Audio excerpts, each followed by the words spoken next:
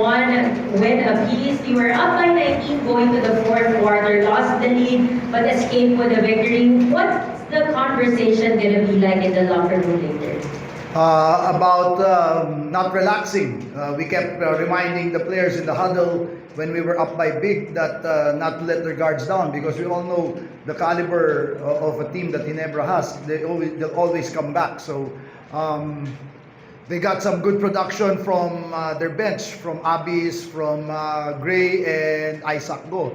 And their second unit completely outplayed our second unit again for the second game in a row. So that's the conversation that we're going to have in the dugout today.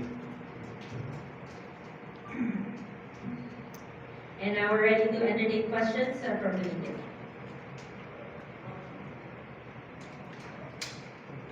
Coach, congratulations.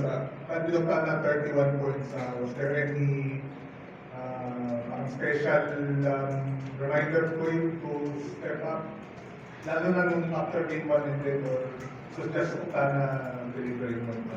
Wala naman, we just went back to the video and showed the players how Ginebra was defending them and talked about our counters. So in the end, you know, we can draw up all the strategies that we want, but in the end, it's the players who make the plays. So I thought a huge play was when we were just up by 4. Brownlee, I think, went for a layup, and McCullough challenged, forcing the miss. And we came back to hit a 3-point shot. I think that was crucial. Like I say, the players make plays. We can plan all we want, but in the end, it's the players who make the plays on the floor. Alvin, congrats. Alvin, alam na natin yung ending nung game number 1. May motivation din ba dun sa ending na yun, or it's just motivated ka lang na kailangan makabawi kayo at mataplay yung series? Una sa lahat, thank you Lord for this win, and thank you everyone for having us. Yung mga ganung bagay, move forward na lang yan eh. Yung mga lesson lang namin doon, yung first half naman doon kami natalo. And syempre, motivated naman everyone, ang lahat eh. From the coaches, to the staff, to the management. Motivated kami na manalo this game para matay namin yung series. And yeah, ganun lang talaga. Coach, siguro except for the fourth quarter, magandang defense against RJ, si BGR nagpatry sa kanya early, ano lang yung, how did that came about? Kasi Calvin din pala. Hindi, ako yung nagpapaskor sa kanya. Mga tirahan ka dalawa. Well, we just wanted to put some length on RJ because he's playing at a very high level.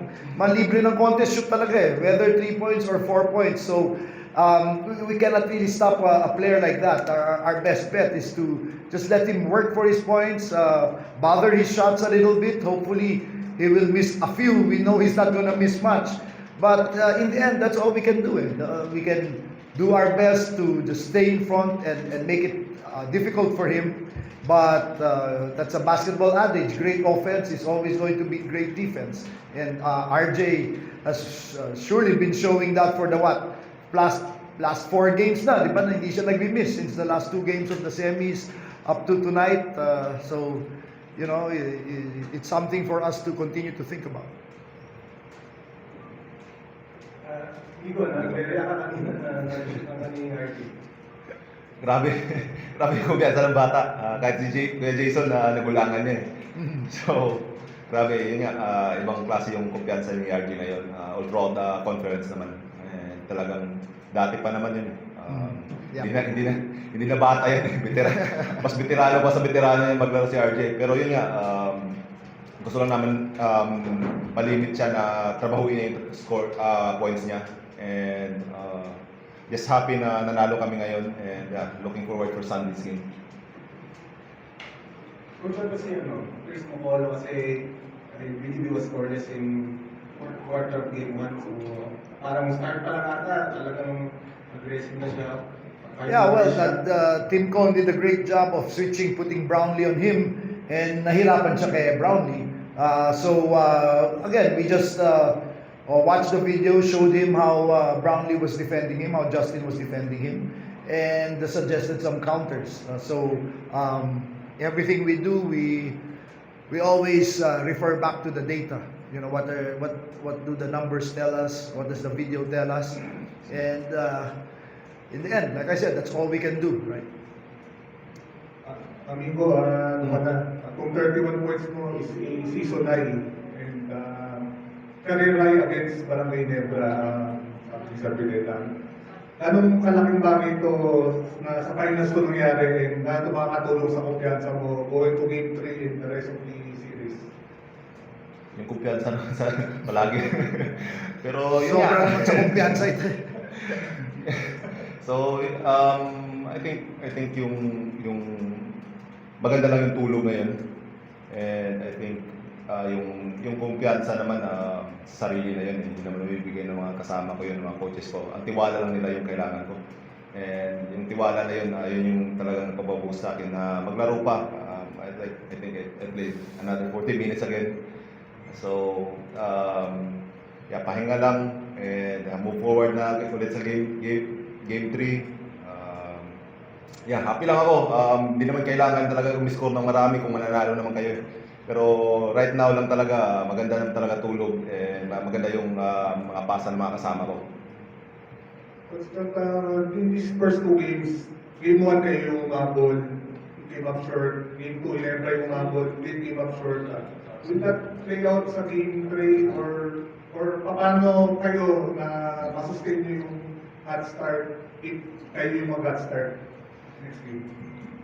Just by trying to play the same game all throughout. Hopefully we can sustain a high level for 48 minutes. Against a team like Ginebra, if you just let your guard down for 3-4 minutes, they'll get on a very quick run. Like I said earlier, those are the things that we need to talk about.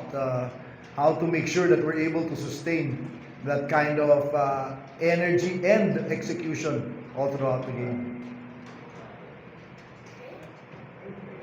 That was